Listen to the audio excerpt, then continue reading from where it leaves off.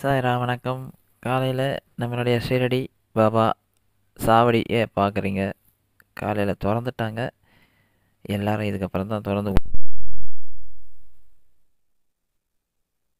பிரார்த்தனை பண்ணிட்டு வரோம். காலை நேர தரிசனத்தை பாருங்கள் சாய்ராம். அப்பா எவ்வளோ அழகாக இருக்கிறாரு. சாவடியை முதல்ல பாருங்கள். எப்போ போனாலும் நான் சொல்கிறது தான், சாவடியை கும்பிடுங்க. அதுக்கப்புறமா துவாரகமாயை கும்பிடுங்க. துவாரகமாயும் திறக்க போகிறாங்க.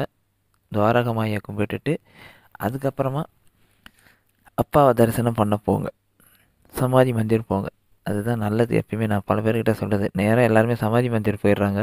முதல்ல சாவடி, ரெண்டாவது துவாரகமாய், மூணாவது பாபாவுக்கு இந்த துவாரகமாய் பின்னாடியே முக தரிசனம் பார்க்குற மாதிரி இருக்குது. அதை முடிச்சுட்டு அதுக்கப்புறமா சமாதி மந்திர் உள்ளே போங்க சாய்ராம்.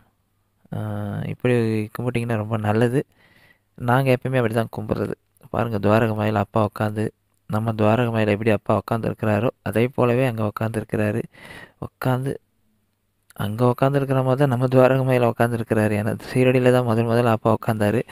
அங்கே உட்காந்துருக்கிற மாதிரியே நம்மளுடைய துவாரகமாயில் வந்து உட்காந்துருக்கிறாரு. அங்கேயும் பிரார்த்தனை நாம் செஞ்சுக்கின்னு இருக்கிறோம், இங்கேயும் பிரார்த்தனை செய்கிறோம்.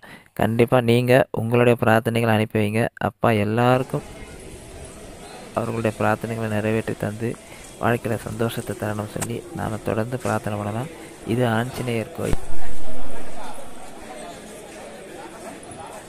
உற்சாகமாக இருக்குது.